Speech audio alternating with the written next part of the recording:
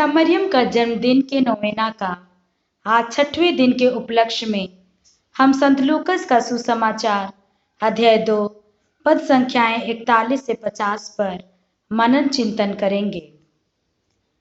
माता मरियम और संत जोसेफ के जीवन में हम देखते हैं कि प्रभु यीशु के जन्म के पूर्व और उसके जन्म के बाद जोसेफ और मरियम को ईश्वर के पुत्र के कारण बहुत संघर्ष और कष्ट झेलना पड़ा।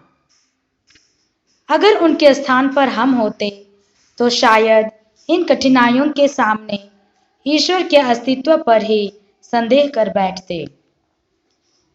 संत जोसेफ और माता मरियम अपने जीवन के प्रारंभ से ईश्वर द्वारा ईश्वरीय कर्तव्य निर्वाह के लिए चुने गए थे और वे दोनों ईश्वर की योजना पूरी करने के लिए अपना जीवन समर्पित किए।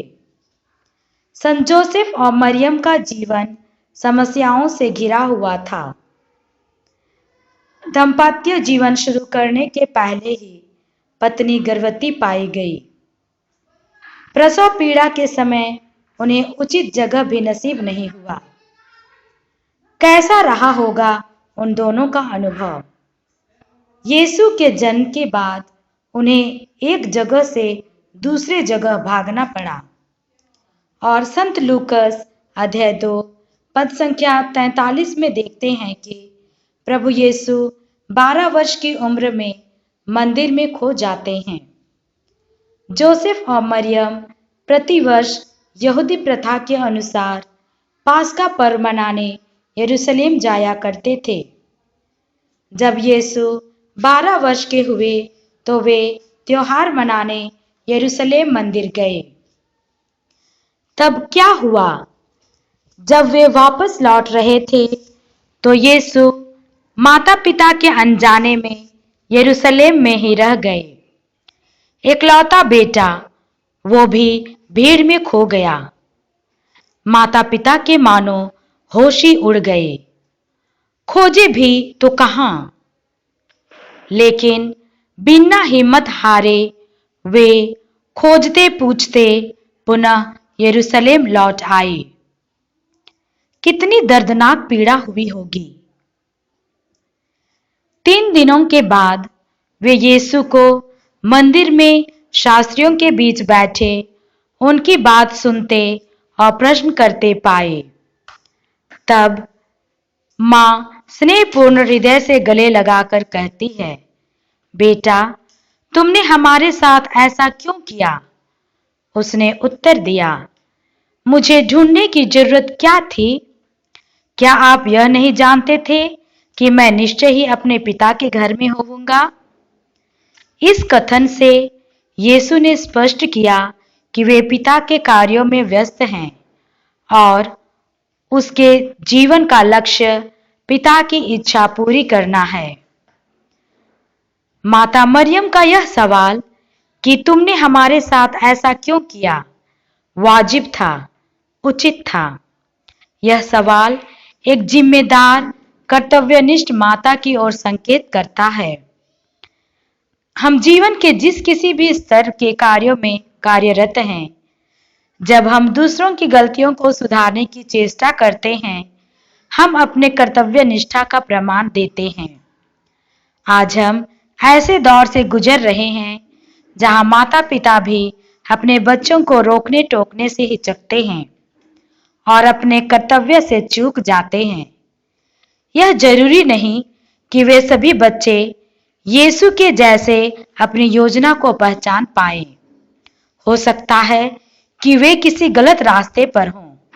यह भी हो सकता है कि वे अच्छे रास्ते में आगे बढ़ने के लिए संघर्ष कर रहे हों। ऐसे संदेह में जूझते व्यक्तित्व को यदि हम न सजाएं, न संवारें, तो हमारे समाज का नवनिर्माण कैसे होगा?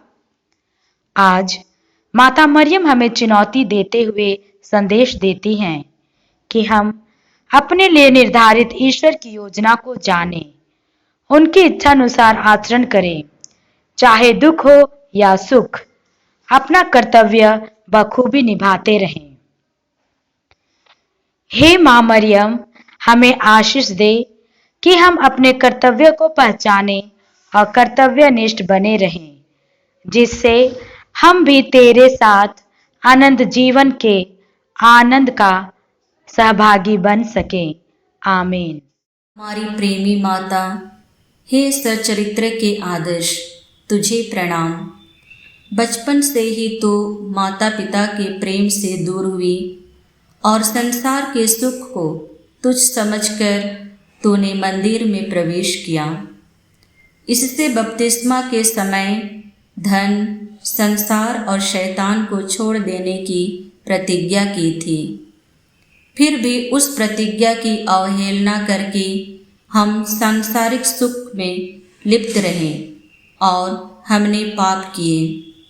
ईश्वर से हमने मुख मोड़ा और नश्वर सुख की खोज की। उसके प्रेम को हमने ठुकराया। हे करुणानिधि निर्मल कुमारी, हम अपने पापों से घृणा करते हैं। ऐसी दुर्दशा में हम किसकी शरण लें? हम पथभ्रष्ट अंधे की तरह भटक रहे हैं। क्या तू हमारा पथ प्रदर्शन नहीं करेगी? हे प्रतापी माता, क्या तू हमें पार नहीं लगाएगी? हाँ, चाहे माँ अपने पुत्र को भूल जाए, पर तू हमें ना भूल। हमें यह कृपा दिला कि प्रभु यीशु के घाव हमारी शरण और उसकी मृत्यु हमारा त्राण बने। आमीन।